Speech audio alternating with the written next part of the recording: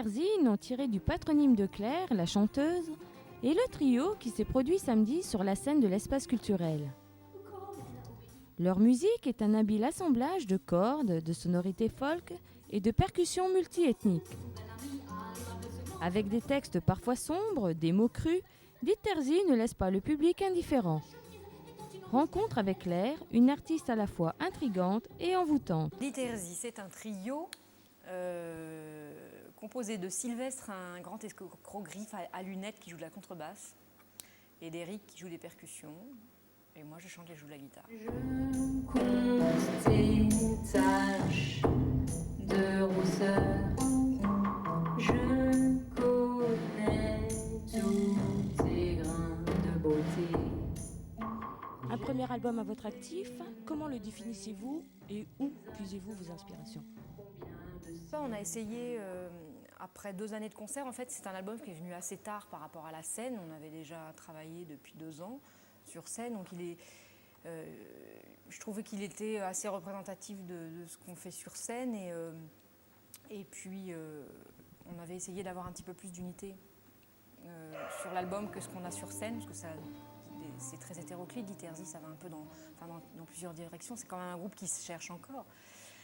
Donc je trouvais qu'au niveau du son, on avait réussi à faire quelque chose d'assez ambitieux. On avait envie de travailler avec quelqu'un qui avait déjà fait des choses qui nous touchaient, à savoir Dominique A, Miosex, c'est le réalisateur qui a fait ces albums-là, qui a réalisé notre album.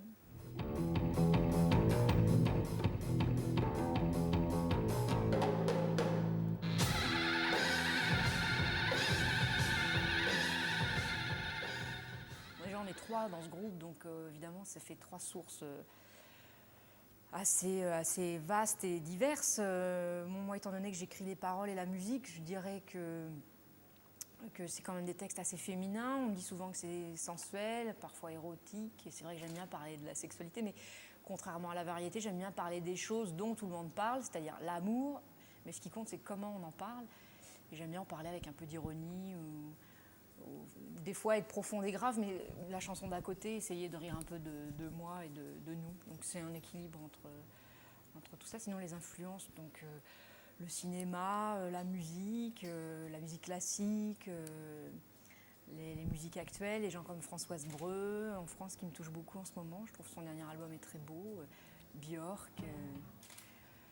Je veux dire, même les choses que j'aime pas m'inspirent quelque part. Parce qu'il y a des modèles qu'on ne veut pas reproduire, donc c'est aussi ça permet d'établir des limites. Justement, qu'aimez-vous dans la vie et que détestez-vous ? C'est faire comme tout le monde.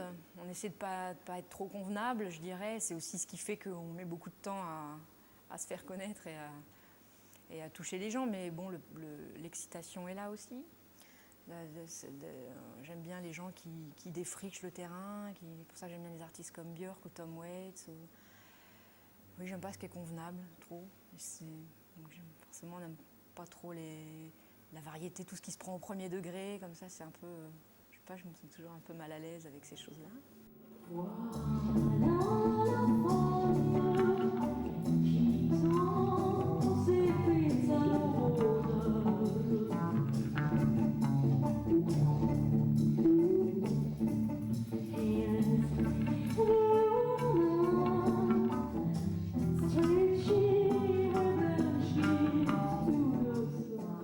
Lors d'une interview, vous disiez qu'il y avait 3 sujets intéressants. L'amour, la mort et la haine. Pensez-vous pas que ce soit un peu réducteur ? Non, c'est ce que je disais tout à l'heure. Il me semble que, je sais pas, tous les gens qui écrivent des chansons, ils en reviennent quand même à parler de ça, 90%, c'est leur sujet, pas préféré, mais je veux dire, il n'y a pas grand-chose... Quand on n'est pas engagé dans la politique et qu'on ne veut pas faire de textes revendicateurs, ce qui est notre cas, moi je ne suis pas faite pour ça du tout, et on parle de ça. Après, c'est pas réducteur dans le sens où c'est indéfini, je veux dire, on en parle depuis des millions et des millions d'années, dans l'art, que ce soit l'amour de Dieu, pour tout l'art religieux qui a duré des siècles.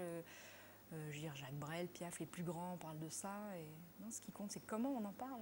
Je trouve qu'à chaque fois, sans cesse, dans la forme, des choses à apporter. Chacun a sa façon de parler de ces choses qui sont effectivement très rabâchées et très universelles. Mais c'est aussi le seul moyen qu'on a de toucher les gens. Je veux dire, si je parlais de choses trop personnelles ou trop... j'aurais peur de gonfler des gens ou d'en toucher encore moins. Mais en plus, il se trouve que c'est même pas un choix calculé, je veux dire. C'est voulu.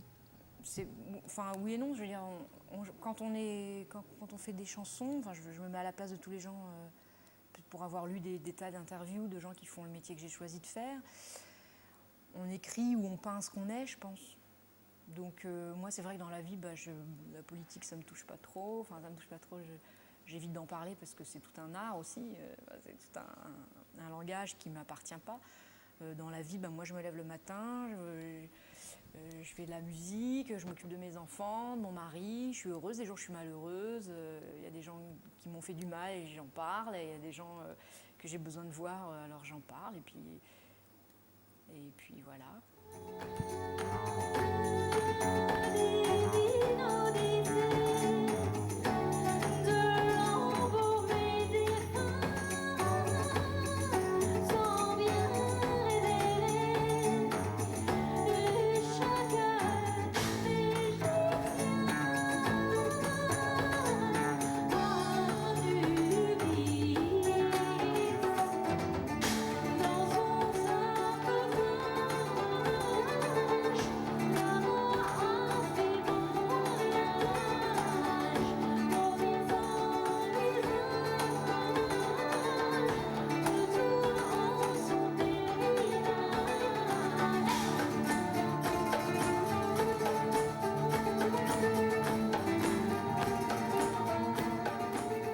Quels sont les projets d'Iterzi?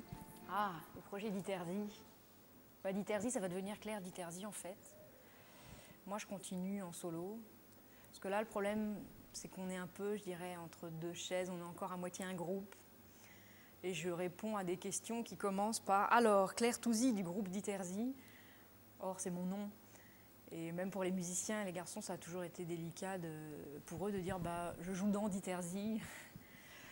Donc c'est des choses comme ça à la longue qui sont avérées évidentes. Je veux dire, moi depuis 15 ans, je partage mes chansons en groupe, c'est-à-dire qu'on écrit une chanson, hop, tout de suite, elle est sous la forme d'un fœtus, et on la donne à ces musiciens pour qu'ils apportent leur contribution. On met des différences en commun et le projet s'élabore comme ça et grandit comme ça.